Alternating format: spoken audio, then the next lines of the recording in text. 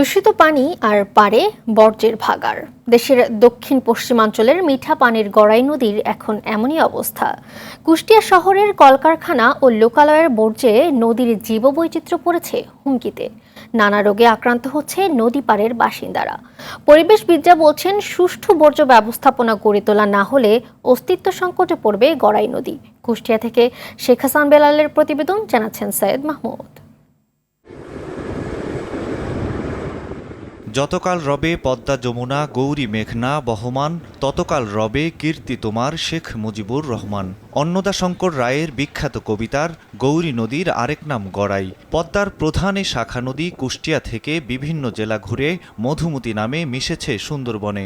নগদের কাছে সব গ্রাহকই প্রিয়, তাই তো সারা দেশে ক্যাশ আউট চার্জ সবচেয়ে কম। মিঠা পানির এ নদী আশীর্বাদ হয়ে আছে সুন্দরবনের বনভূমি ও প্রাণীকুল রক্ষায়। এছাড়া কুষ্টিয়া ও আশপাশের জেলার প্রকৃতি, জীবনযাত্রা ও সংস্কৃতিতে রয়েছে গড়াইয়ের গৌরবোজ্জ্বল ভূমিকা। অথচ কুষ্টিয়া শহরের অপরিশোধিত বর্জ্যে গড়াইয়ের এখন প্রাণ যায় যায় অবস্থা। নগরীর 5টি ড্রেন দিয়ে কলকারখানা, হাসপাতাল ও বাসাবাড়ির সব বর্জ্যই যাচ্ছে নদীতে। পায়খানা, পেশাব, আপনার বিভিন্ন ধরনের বাড়ির এই যে ময়লা, এটা আবর্জনা সব আছে ড্রেনে ফেলছে। কোনো স্রোত নাই, কিছু নেই, এদিকেও বন্ধ ওদিকেও বন্ধ। গোসল করলে ওই যে গাওটাগুলো চুলকায়। মাছের অবস্থাও তো বেশি খুব ভালো না। বাচ্চারা গোসল করলে আরো বাচ্চাদের বেশি সমস্যা হয়। নদীর পানিতে দূষণ বাড়তে থাকলে পানিবাহিত রোগীর সংখ্যাও বাড়বে, পরিস্থিতি হবে আরও ভয়াবহ, এমনটাই বলছেন এই চিকিৎসক। আমাদের এই শহরে ডায়রিয়া রোগীর পরিমাণ প্রচুর পেটের পীড়ার কারণে, এবং এটাই গ্রীষ্ম এবং বর্ষার শুরুতে এই পরিমাণটা খুব বেশি হয়। আমাদের এটা আমরা বারবার বলেছি যে এটা পানির কোয়ালিটি খারাপের জন্যই হয়ে থাকে।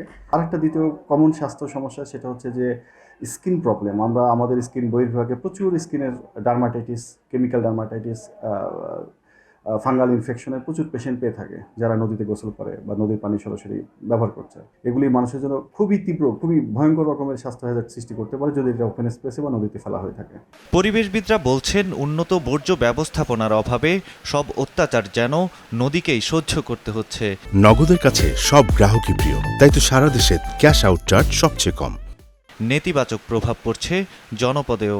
সুন্দরবন টিকে আছে গড়াই নদীর পানিতে। এইটাকে ধরে রাখতে হলে যে গড়াই নদীর যে পানির চ্যানেল, এই চ্যানেলকে সমুন্নত রাখতে হবে। যদি প্রতিনিয়ত এই বিষাক্ত পানি এখানে প্রবেশ করে, তাহলে জীববৈচিত্র্য, বিশেষ করে জলের যে 214 প্রজাতির প্রাণী টিকে থাকার কথা, সেগুলো টিকে থাকতে পারে না। এখানকার নানা প্রজাতির মাছ বিলুপ্তের পথে এবং অনেক মাছ মারা গেছে ইতিপূর্বে, এবং পরিবেশ আইন লঙ্ঘন হচ্ছে, জলাধার আইন লঙ্ঘন হচ্ছে, এবং মানুষের মানবাধিকার, মৌলিক অধিকার এখানে হরণ করা হচ্ছে। এদিকে নদী দূষণ রোধে নানা সীমাবদ্ধতার কথা জানিয়েছে কর্তৃপক্ষ। তবে এ বিষয়ে উন্নত দেশের মতো বর্জ্য ব্যবস্থাপনার আধুনিকায়নে সরকারের কার্যকর পদক্ষেপ চান কুষ্টিয়ার পৌর মেয়র। আমাদেরও মনে হয় যে একদিন বাংলাদেশের পানি নিয়ে যুদ্ধ হবে, পানির দখলি সত্ত্ব নিয়ে। তার মনে হয় যে এটা বিষয় নিয়ে সরকারকে একটু দেখতে হবে, যেহেতু পৌরসভার বেতনই হয় না। এসব প্রজেক্ট অনেক বড় প্রজেক্ট। নদী সচল থাকলে পরিবেশ ভালো থাকে, আর পরিবেশ ভালো থাকলে মানুষের আবাসস্থলও থাকে নিরাপদ। তাই নদী রক্ষায় দ্রুত পদক্ষেপের দাবি সবার। সৈয়দ মাহমুদ, RTV।